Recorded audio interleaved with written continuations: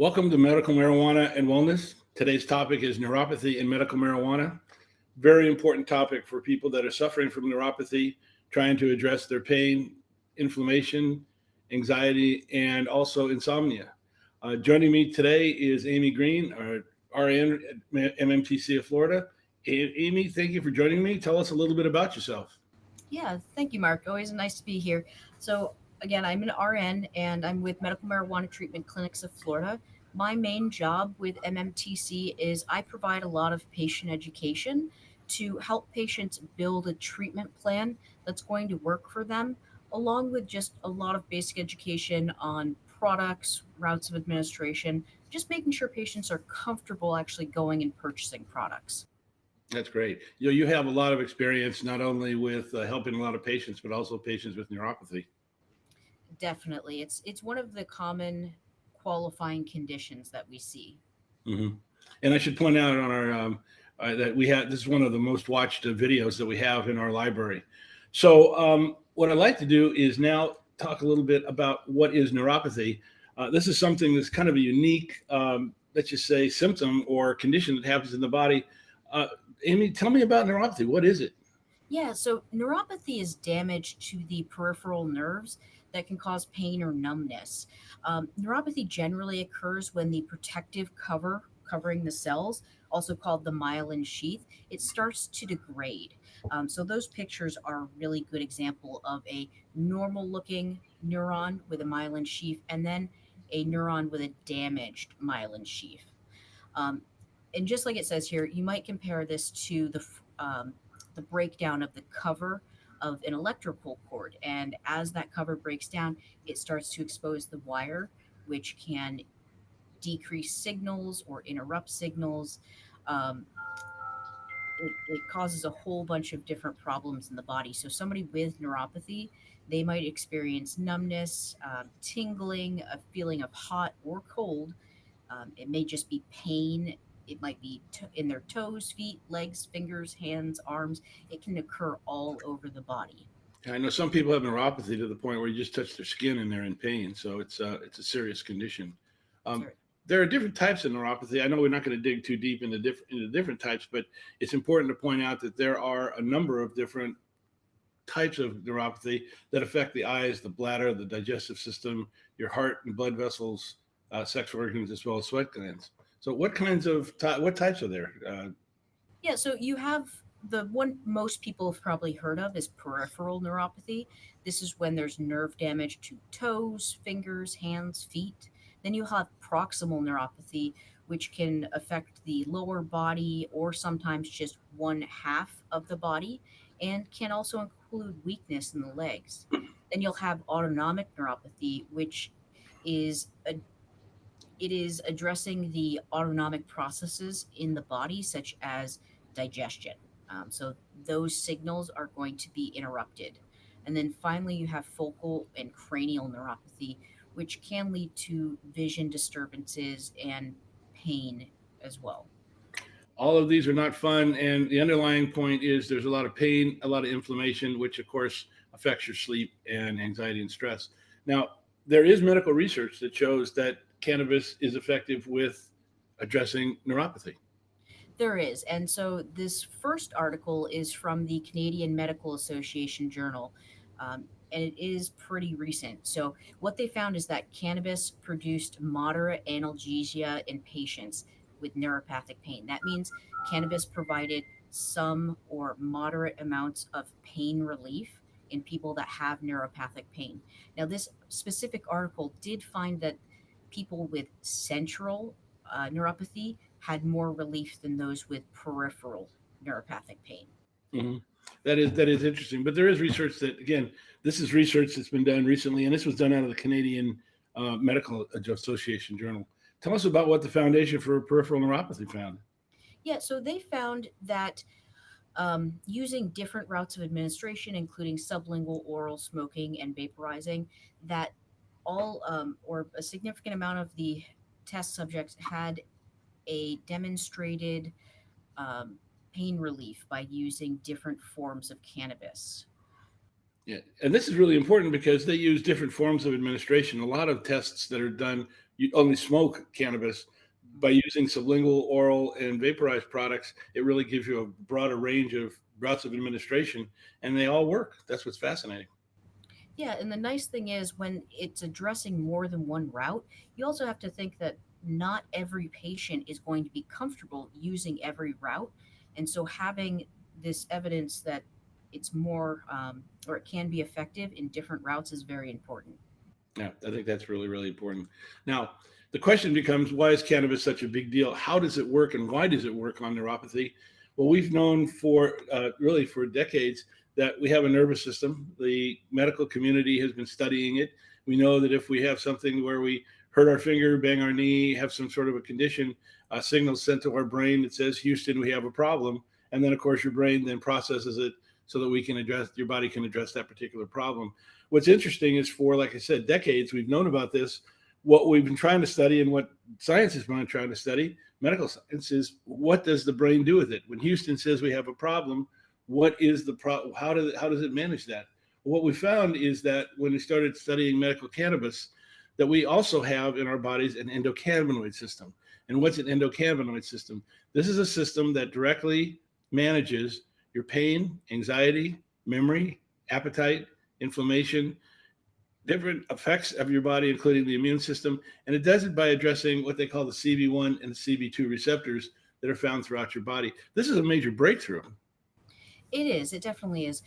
The biggest thing is that we found that there are those two major receptors, but the cannabis and our endocannabinoid system, it is throughout our entire body.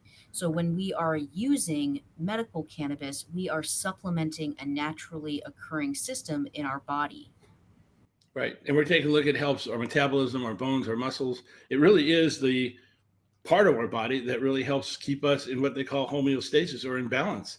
When you feel good, you are in balance. And that's because your endocannabinoids, which your body naturally produces, is addressing any of the medical conditions or any of the conditions that you have in your body. But as you get older, like I'm a senior citizen, or if you have a condition that has just come upon you where you need additional cannabinoids, this is where phytocannabinoids come into play. Yeah, and just as the slide says, when we introduce phytocannabinoids from the cannabis plant into our body, we are supplementing our endocannabinoid system with these extra cannabinoids. Now, the cannabinoids from the cannabis plant are um, are pretty much exactly the same as the cannabinoids naturally occurring in our body. Yeah, and it's interesting. This is throughout the entire body. So this is basically how your body manages itself, and what you're really doing is providing more, in essence, recharging those batteries that your body needs to be able to manage itself. Now, what's interesting is we've heard about cannabis being a couple of different cannabinoids. These are just two of the 120 that we know about, but CBD and THC or Delta 9 are two of the more popular ones. They are. And the biggest thing to know is that CBD is going to be non psychoactive, and it's generally found in larger quantities in hemp plants. Um, Additionally, CBD is going to mostly target the CB2 receptors. However, CBD does interact with many other receptors throughout the body. And again, it's non psychoactive. So even in larger doses, it's not going to produce that high or heady or stoned feeling versus a cannabinoid like delta 9 THC. This is found in the cannabis plant as opposed to the hemp plant, and it can produce psychoactive effects depending on the dose. Now, delta 9 THC mostly interacts with the CB1 receptors, which are generally found in the brain and the central nervous system. Pardon me, the brain and the central nervous system. And part of the reason why you get that stoned heady feeling is because the CB1 receptors are primarily in your central nervous system, and so that's what the delta 9 is interacting with. Sure. And really, in both of these working together, I mean, CBD is really great for inflammation. It also addresses pain, but really the real warrior that really addresses pain is THC. Working together really produce something that's important to be able to address neuropathy. So let's talk about specifically how medical cannabis treats neuropathy. Here's a couple of graphics here that can help explain this. Yeah, so when we talk about cannabis and neuropathy, what we're talking about is how that cannabis is interacting with our body and what it's actually doing for us. So, CBD has been shown to protect the myelin sheath that covers the nerves. So, this can slow down that degenerative process that neuropathy is causing in our body. So, it's going to help protect those nerve sheaths and keep them intact longer. Sure. And this is really, really important. I mean, there's a lot of science on the right hand side, but you can see the healthy versus an unhealthy nerve. And if we can actually go in and get that neuroprotective assistance, it really goes a long way to reducing the amount of pain and inflammation and a lot of the other side effects from neuropathy. Now, we talked about CBD and THC addressing the CB1 and CB2 receptors, CB1 immune system and peripheral organs, CB2 and the inflammation, immune response, and of course, peripheral nervous system. But really, CBD addresses a number of other receptors in the body. It's almost, in fact, it is a supervitamin. It is. And so we know that there are many other receptors that CBD interacts with. And so this is just a short list of those other receptors. So you have the 5-HT, A2A, VR1, and GRP55. So these receptors are all over your body and um, they all interact differently. So they all have different things that they control. So 5-HT is going to be serotonin, which can also affect digestive, blood flow, breathing. A2A is going to target inflammation and coronary circulation. VR1 is going to do pain and body temperature. And then GRP55 is more going to affect blood pressure. Yeah, and it's really interesting how all those working together really help not only just our endocannabinoid system, but our whole body itself. The real key to cannabis is the terpenes. Terpenes are the part of cannabis that be able to give you the really the healing effect. Cannabis is made up of strain of cannabinoids, terpenes, and flavonoids. Uh, Amy, what terpenes specifically should a patient be looking at when you look at medical cannabis? Sure. So you really want to target terpenes that are going to um, affect what you're trying to treat. So when you look at like linalool, which is often found in lavender and coriander, linalool has analgesic or pain relieving effects, and it can also help with sedation and quality of sleep. And then you have a terpene like beta carotene, which is found in black pepper, cinnamon, cloves. Um, the big thing with beta carotene is its anti inflammatory properties. It also has analgesic or pain relieving properties as well, but the anti inflammation is the really big one with beta carotene. I'm going to skip down to myrcene. So, beta myrcene, also found in mangoes, thyme, basil, lemongrass. Big one again is the anti inflammation. Mhm. You'll also have, again, analgesic effects, but again, anti inflammation is the really big one for these terpenes. Sure. And also, I think that lemonine helps quite a bit, although it is something that elevates the mood as well. That's really here.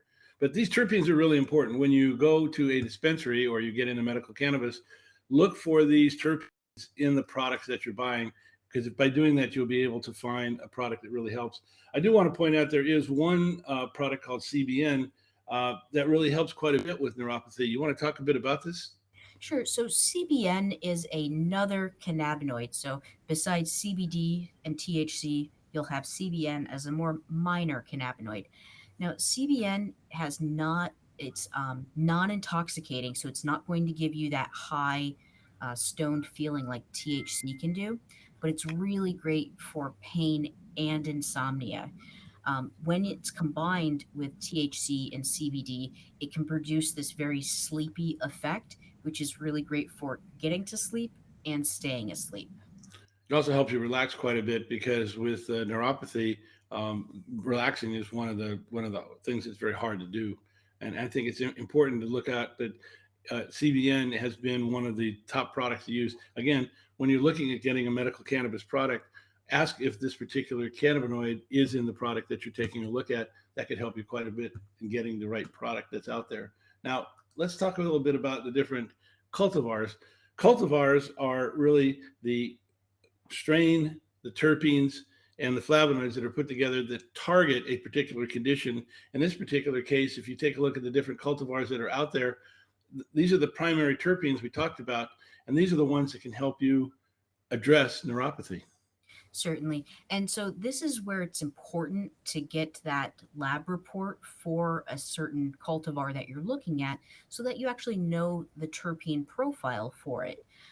Additionally, you'll notice that most of these cultivars do not have high levels of THC. So there's only one there that has over 20% THC. And that really tells us that you don't necessarily need a super high THC content to get the medicinal benefits, Sure. because we're also looking at the terpene profile, the amount of CBD, the flavonoids that are in that certain cultivar. It's not just the THC content; it's all of the different parts of the plant together and how they're working together. Yeah, and it's really important to pay attention to the terpenes. You may at your local dispensary not necessarily find these exact same cultivars, but you can find cultivars that do have that terpene profile that can help you quite a bit with neuropathy.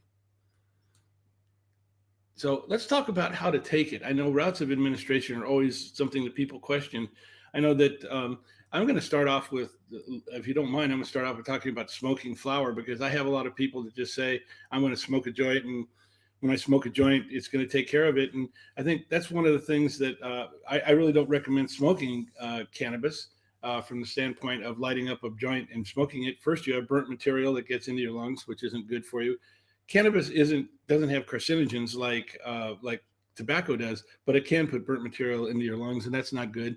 But also, the main reason is when you take that 500-degree flame and you put it up to that blunt, you're burning off half of the cannabinoids, most of the terpenes, most of the flavonoids. So you're reducing the efficacy of that particular product down about 50%. That's the bad news. The good news is it still works. I mean, how many times can you run an engine at 50% and still have it work? But I think if you're going to look at flower, if that's what you really want to do, I'd recommend using a dry herb vaporizer where you put the flower into a device that actually vaporizes or heats the cannabis. It doesn't burn it. You don't get the burnt effect, but you can also, with these dry herb vaporizers, dial in a temperature setting, which lets you dial in the terpenes. That's something that's really important. It is, and when you're using a device like a dry herb vaporizer, being able to set that temperature is incredibly important, not only for how it feels when you're actually inhaling, but also the terpene profile that it's going to allow you to receive. So generally, lower temperatures are going to give you more medicinal benefits because you'll be getting a higher percentage of the terpenes. Right. And then if you don't necessarily want to go through the hassle of going through the dryer vaporizer, you can buy a vape pen from a local dispensary. I recommend getting a vape pen that has a temperature setting of low, medium, and high. And again, based on what you were telling me, you want to really take a look at that low or medium setting. But I think it's important to get a vape pen that does have the different settings that are on there to help you, again, dial in the terpenes that you need. That's something that's kind of key, isn't it? It really is, and usually when you're buying a vape pen, it's going to come in two parts. Normally, you'll have the cartridge, and then you'll have the battery. So when we're talking about different power settings, what we're talking about is the battery. You might be getting a battery directly from the dispensary, or you may get it aftermarket at a smoke shop or online. But having that ability to adjust the temperature is very important for controlling how you're using your medication. Yeah, and we might want to point out there was a bad incident about 5 years ago with vape pens where some products were brought in, they were not regulated, they were not tested, and actually did some damage. I think it killed a couple of people. But vape pens are safe, especially if you buy vape pens from state certified dispensaries. They have to pass two tests internally and one test externally to be able to put that product on the market. So I wouldn't necessarily be worried about the vape pens that come from a dispensary, but I'd be very careful about vape pens you pick up from, for example, from head shops and things like that. Now, the other is if you a lot of the producers, a lot of the dispensaries have been able to take the flower, break it down, and make it a concentrate. This is where it's a rosin or it's a shatter or a batter or something like that. I'm a big fan of rosin and resins because they keep all the terpene profiles in those particular products. But concentrates are another way of using cannabis and being able to use a concentrate pen, almost all of them that I've seen give you those temperature settings that you're looking for. But Amy, not everybody wants to smoke. Most people, again, are looking for other routes of administration. And I recommend, especially if you're new to cannabis, that you start with sublinguals. Absolutely. And the great thing about sublingual products, usually the first sublingual somebody will try will be a tincture. The very nice thing about the tincture is they're incredibly easy to measure. You're either measuring directly on the eyedropper, so it might be 0.25 or zero point 0.5 on the dropper, or you're counting drops from the eyedropper. Right. So it can be very easy for newer patients to get the hang of that and to feel comfortable using that route. Yeah. And when you put that right underneath your tongue, it really, within 30 seconds, it just absorbs into the blood vessels inside your mouth. You can actually swish it around your mouth if you want to do that, and that goes directly into your bloodstream. So really, your onset time is about 15 to 20 minutes, and it'll last between 4 to 6 hours. Sprays work the same way. Yep, sprays are generally the same way. Unlike an inhaled product that is going to be heated, a spray is just going to be either under the tongue or it's going to be a nasal spray.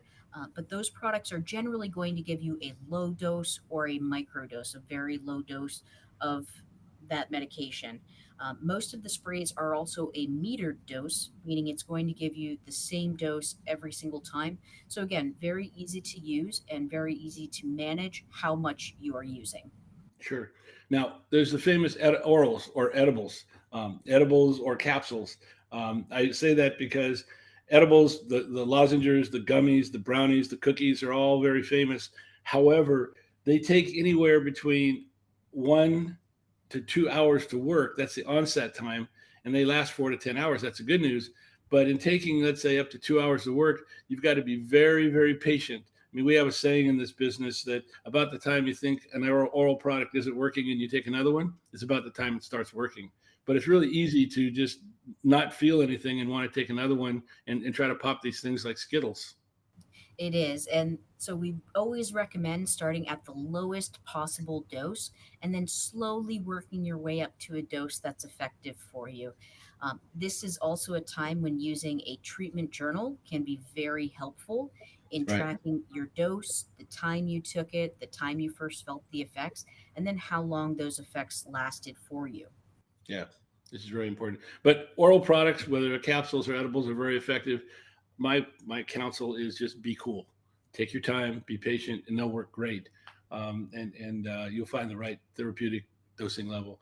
Now, with neuropathy, especially, topicals are a great option.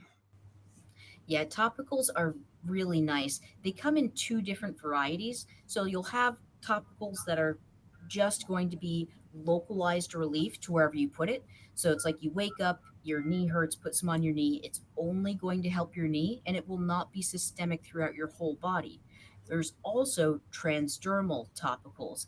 Those ones are meant to give you localized relief to wherever you put it, but it will go into your bloodstream and provide relief throughout your body as well.